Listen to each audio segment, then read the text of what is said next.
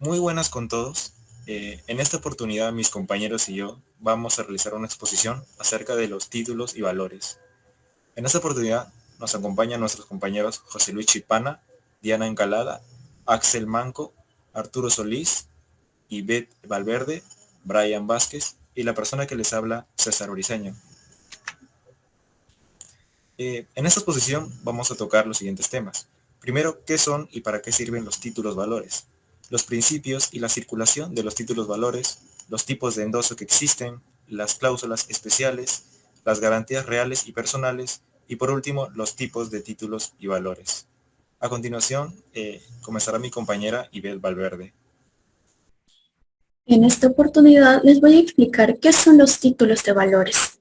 Pero antes de hablar sobre esta parte, primero tenemos que saber que los títulos de valores se encuentran regulados en nuestro país por la ley número 27287, la cual entró en vigencia el 19 de junio del 2000 por el expresidente de la República, Alberto Fujimori. La ley presente se subdivide en dos libros, el primero de parte general y el segundo de parte especial. En ellos se presentan secciones y títulos que dan mayor explicación sobre los títulos de valores. Debemos tener en cuenta que los títulos de valores también pueden ser creados por la Superintendencia de Banca y Seguro, también por la Superintendencia de Mercado de Valores. El título valores es un documento que contiene un derecho esencialmente transmisible, ya que pasa de una persona a otra. La función que tiene a satisfacer es la de facilitar y potenciar la transmisibilidad de los derechos que representan, mediante su circulación entre deudores y acreedores. Entonces, ¿qué son? Estos son documentos que tienen un derecho de pago o de cobro. Estas están firmadas por deudores que confieren un derecho de beneficio de la persona que lo lleve. Solo quien tiene el título de valor está en condiciones de ejercer dicho derecho y solo se da mediante un documento. Las características es que son documentos necesarios, incorporan un derecho, tienen autonomía, tienen legitimación para el ejercicio del derecho. ¿Para qué sirven? Sirven para crear acuerdos de forma libre y responsable, las cuales pueden obligar al deudor a cumplir algunos requisitos o que a la vez le pueden conceder ciertos beneficios. Cuando se recurre a la vía ejecutiva para el cobro del título de valor, se tiene que ejercitar algunas de las llamadas acciones cambiarias, las mismas que se encuentran reguladas en el artículo 90 de la Ley de Títulos Valores, en las cuales son de tres tipos. La primera, que es la acción cambiaria directa, es la que el tenedor del título valor puede dirigir contra el obligado principal y sus garantes. La segunda es la acción cambiaria de regreso, la que el tenedor del título valor puede dirigir contra los endosantes, garantes de estos y demás obligados del título distintos al obligado principal y garante. Por último, tenemos la acción cambiaria de ulterior regreso. Es aquella que corresponde a quien pagó el título valor en la oportunidad en que fue exigido. De solicitar el reembolso de pagos se efectuó contra los obligados anteriores a él. Se protege cambiariamente a quien siendo endosante pagó el título de valor cuando éste le fue presentado por el tenedor. Es decir, que quien se convierta en el nuevo tenedor del documento puede pedir que se le reembolse de los pagos que se vio obligado a realizar como consecuencia de su condición de obligado de regreso. ¿Cómo identificar a un tenedor? Primero, verificar que la cadena de endosos no se rompa y también verificar que el título no se haya prescrito. Siguiendo con la exposición, ahora le doy pase a mi compañero César para que le siga explicando sobre el tema. Bueno, yo les hablaré ahora acerca de la circulación de los títulos valores y sobre los principios de los mismos. Primero comenzaré hablando acerca del título valor nominal. Este título es emitido a favor o a nombre de una persona determinada, quien es la que posee el documento. Este puede ser transferido a través de una cesión de derechos, que es como una especie de contrato bilateral que requiere una previa notificación por parte del deudor. Además, como no posee una cláusula o condición específica, este título no puede ser transferido mediante el endoso. Luego tenemos el título valor al portador. Este título reconoce el derecho a favor de una persona indeterminada, quien es la que posee el documento. Y a diferencia del anterior, este sí posee una cláusula específica, que es denominada como al portador, y para su transferencia solo se requiere su simple entrega. Además, como la entrega de este título se le da a una persona indeterminada, esta puede ser cobrado por un tercero. Y por último tenemos el título valor a la orden. Al igual que el nominativo, este también puede expedirse a una persona en específico, y la cláusula aparece denominada como a la orden junto con el nombre del titular.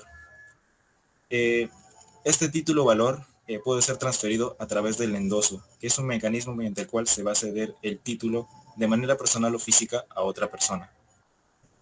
Ahora pasaré a hablarles acerca de los principios de los títulos valores. El primer principio es el de literalidad.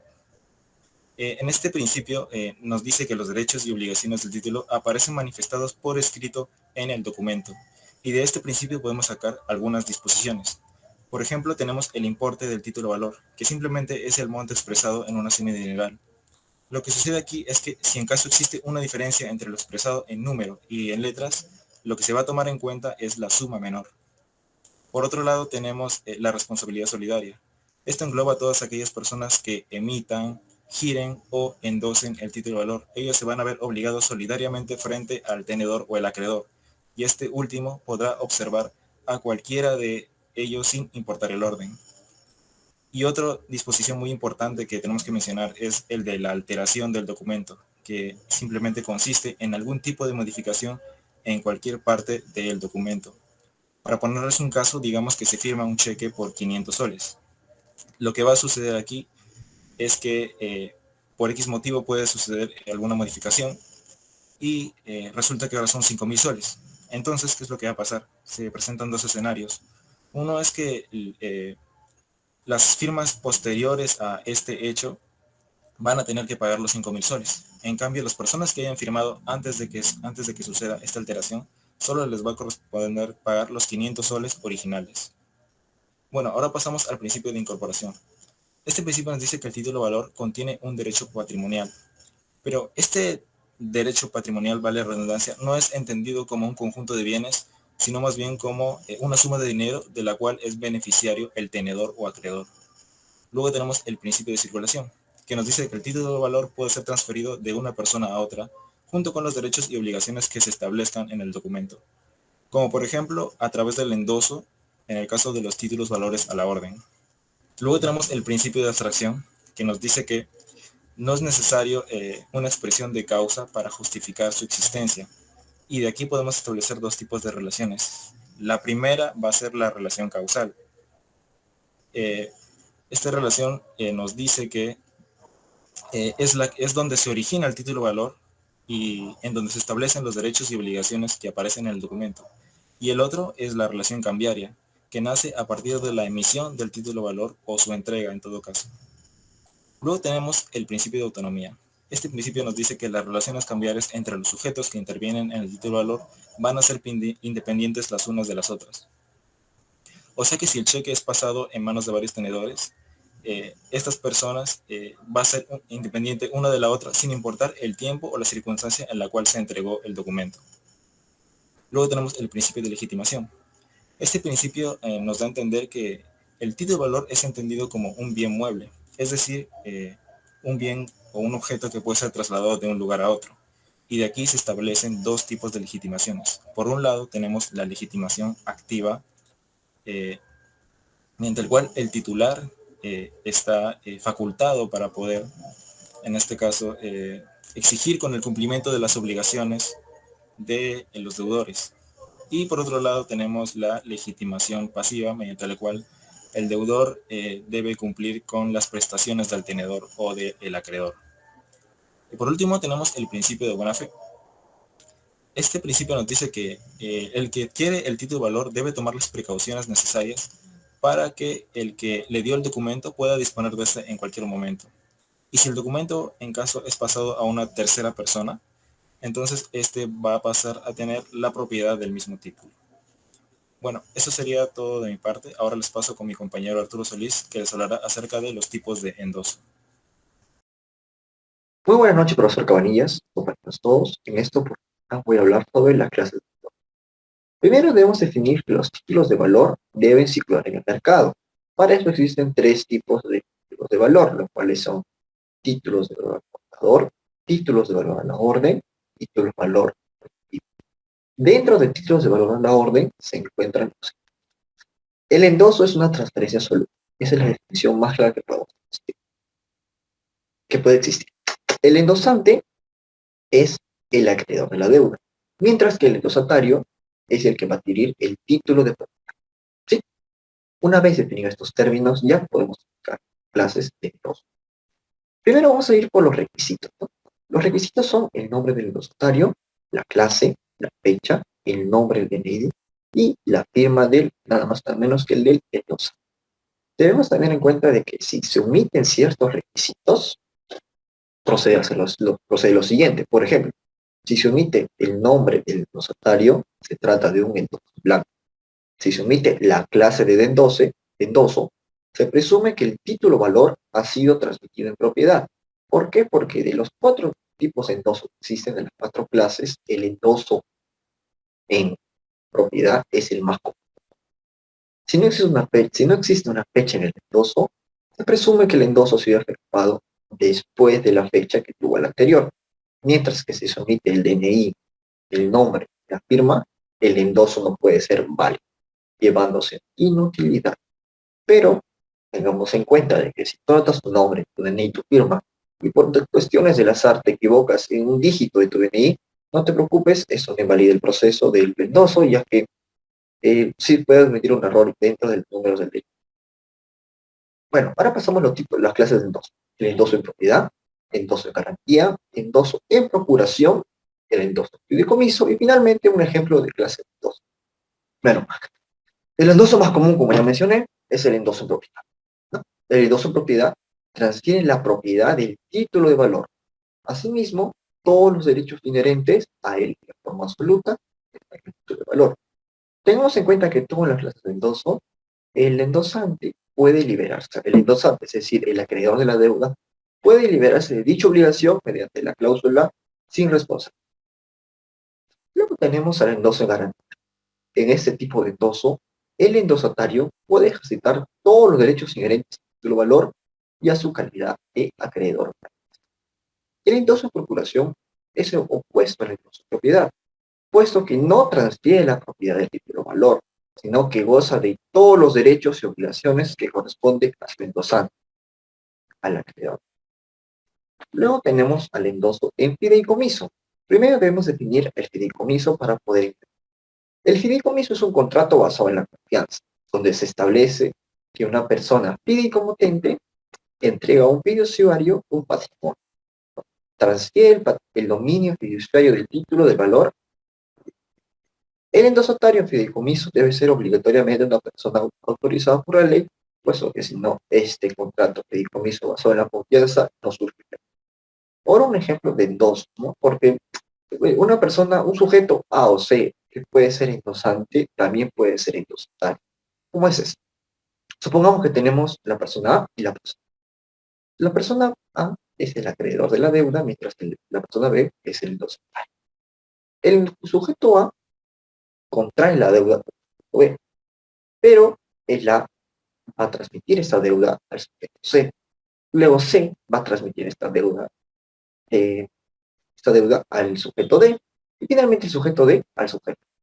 En este caso, el sujeto A pasa a ser el endosante, luego el sujeto C pasa a ser también el endosante, y el sujeto D igual. Pero acá tenemos que tener en cuenta que el sujeto C y D también son endosatarios, puesto que transmiten esa deuda y luego pasan a adquirirla. Bueno, eso sería todo por mi parte. Muchas gracias. Bien, en esta ocasión me ha tocado hablar lo que es las cláusulas especiales. Y bueno, ¿qué son las cláusulas especiales? Son aquellos acuerdos asumidos por los sujetos cambiarios que se incorporan al título de valor, mediante las cuales estos aceptan someterse a situaciones excepcionales. Existen 7 clases de cláusulas. La primera es la cláusula de prórroga. Esta cláusula permite alargar una nueva fecha de vencimiento teniendo en cuenta lo siguiente. Tener un consentimiento expreso en el título valor de la persona que admitió dicha prórroga. Segundo sería no haber prorrogado el plazo para ejercitar la acción. Y por último sería dicho título valor no se haya pasado a manos de otro tenedor. El segundo sería la cláusula de pago en moneda extranjera. Esta cláusula tiene la obligación de pagar la suma acordada necesariamente solo en moneda extranjera. Sin embargo, a falta de dicha cláusula, se podrá aplicar las disposiciones que contiene el artículo 68 de la ley títulos valores, ¿no? Que permite el pago ya sea de la moneda la misma moneda, o en caso sería la moneda nacional. Pero claro, dando la equivalencia, ¿no?, al tipo de cambio. Por ejemplo, un pago de $500, llevándole al tipo de cambio de Perú, aproximándole al dólar 4 soles, que vale acá, sería algo de 2.000 soles. Y bueno, la cláusula sobre pago de intereses y reajustes. Esta cláusula nos indica lo siguiente, ¿no?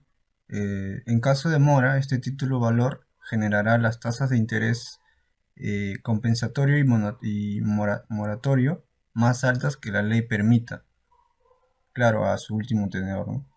Luego tenemos lo que es la cuarta cláusula, que sería deliberación del protesto. En los títulos valores sujetos a protestos podrá incluirse la cláusula sin protesto u otra equivalencia en el acto de su emisión o aceptación, lo que libera al tenedor de dicha formalidad para ejercitar las acciones derivadas del título valor. La siguiente cláusula es de pago con cargo en cuenta bancaria. En los títulos valores sujetos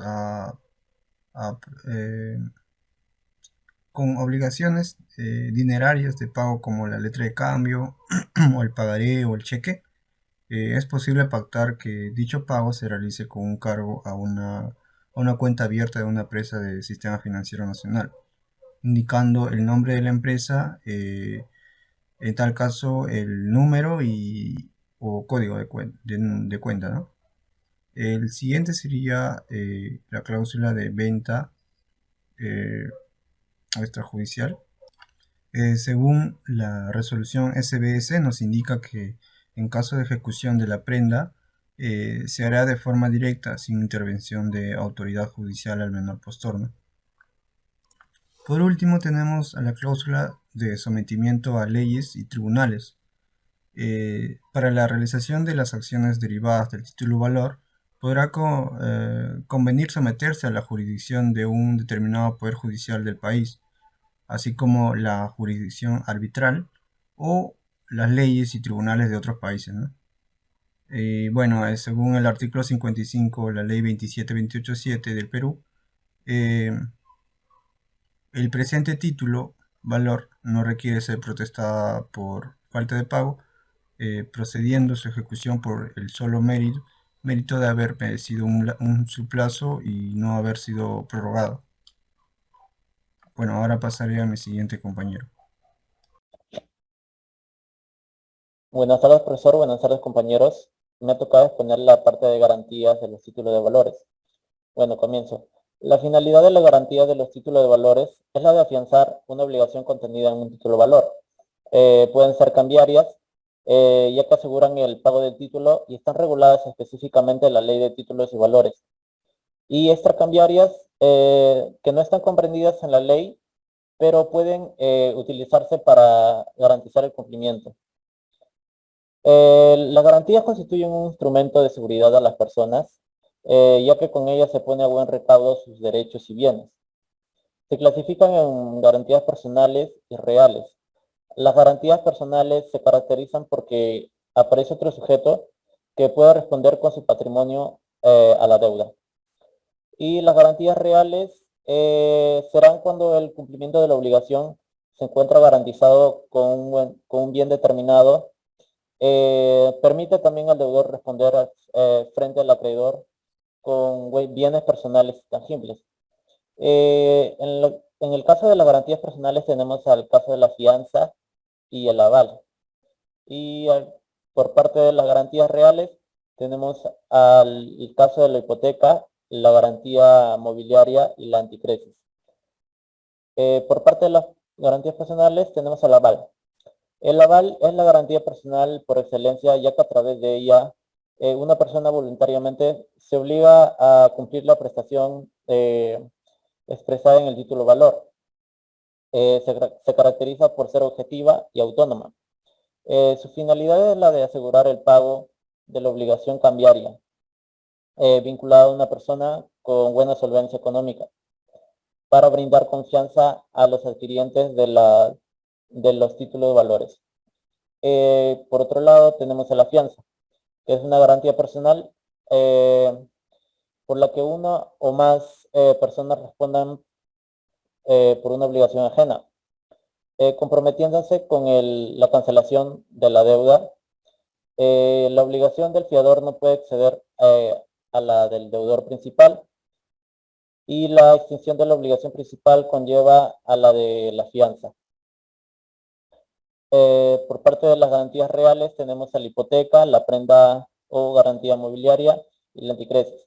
Por parte de la hipoteca mobiliaria es el procedimiento que mayor seguridad otorga al acreedor, ya que se pone de por medio un bien que puede ser un terreno o una casa. Por otro lado tenemos a la prenda o garantía mobiliaria, que es un tipo de gravamen, una obligación o un impuesto, y que podría definirse como un derecho legal de garantía por el cual un deudor asegura el cumplimiento de esta obligación. Y por último tenemos a la anticresis. Es una garantía en virtud en el cual el deudor entrega un bien y espera a que cancele para que se le sea devuelto. Las ventajas de las garantías reales es que es una figura accesoria e inseparable del crédito que se garantiza. Y por otro lado se trata de derechos de garantía indivisibles. Eso sería todo, muchas gracias. Buenas noches, mi nombre es Diana Yadira Encalada Moscol y el día de hoy les voy a hablar acerca de 3 tipos comunes de títulos valores.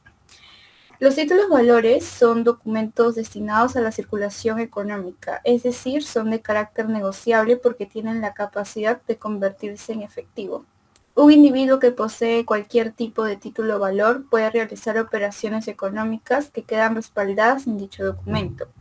Ahora bien, como ya lo había mencionado, existen tipos de valores. Entre los más comunes se encuentran la letra de cambio, el pagaré y la factura conformada. Una letra de cambio es un documento mercantil mediante el cual una persona o empresa queda obligada a pagarle una cantidad de dinero a otra en un plazo preestablecido. En otras palabras, es un título valor que garantiza una deuda entre dos partes.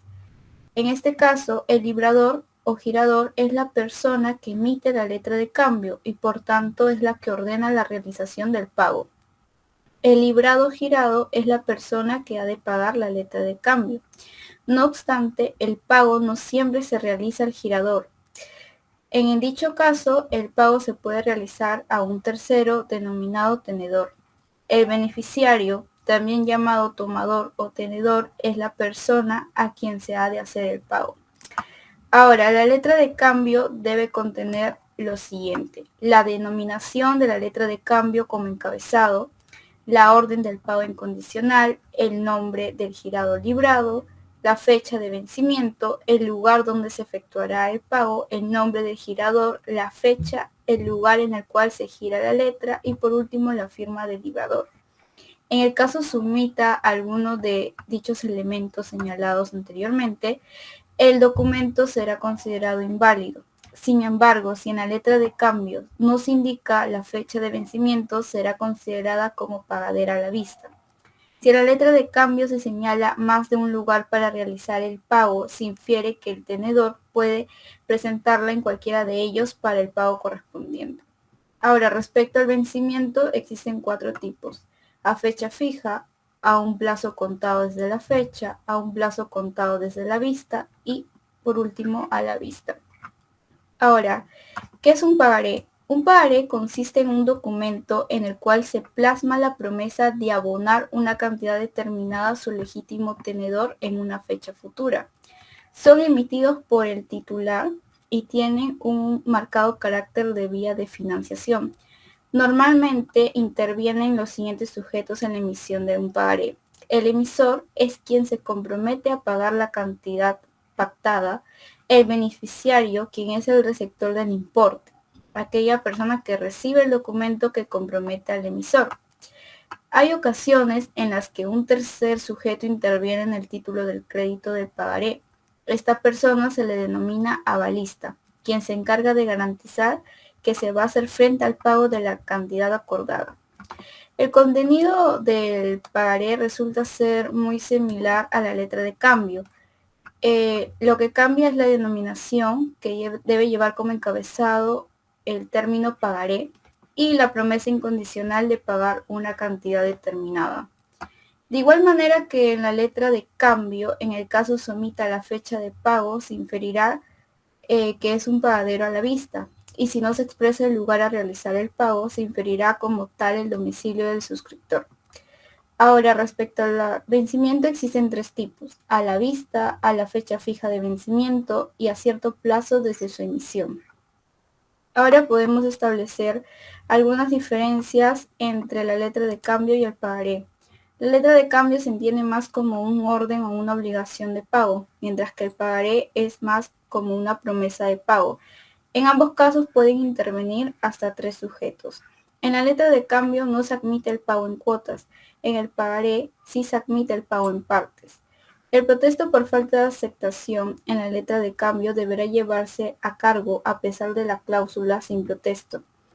En caso contrario, en el pagaré no existe el protesto por falta de aceptación. En la letra de cambio no se procede a cobrar intereses en periodos anteriores al vencimiento. En cambio, en el pagaré sí es posible cobrar intereses desde su emisión hasta su vencimiento. Ahora, respecto a la factura conformada, en la factura conformada se entiende como un título de valor que representa bienes entregados y no pagados. En síntesis, comprende la compra, venta o transacciones contractuales de mercadería entregada o prestación de servicios ya realizados pero no pagados. Por ello se dice que favorece al crecimiento de pequeñas y medianas empresas. Respecto al contenido, resulta ser muy similar a una letra de cambio y pagaré. La diferencia radica principalmente en que aquí se encuentra la descripción de la mercadería entregada, señalando ya sea su clase, su serie, calidad o estado, etc. El valor unitario y total de la mercadería, el precio total o parcial pendiente de pago de cargo del comprador o adquiriente, y la fecha de pago, que podrá ser en forma total o en cuotas. En este último caso deberá indicarse las fechas respectivas de pago de cada armada de cuota. Respecto al vencimiento, en este caso existen también 4 tipos: a fecha o fechas fijas de vencimiento, a la vista, a cierto plazo, plazos, y a cierto plazo, plazos desde su emisión. Bueno, y esto ha sido todo sobre nuestra exposición. Espero que les haya gustado el video sobre el tema. Si tienen alguna consulta, alguna duda o alguna anotación que hacer, la pueden dejar en los comentarios de nuestro video. Y muchas gracias por su atención.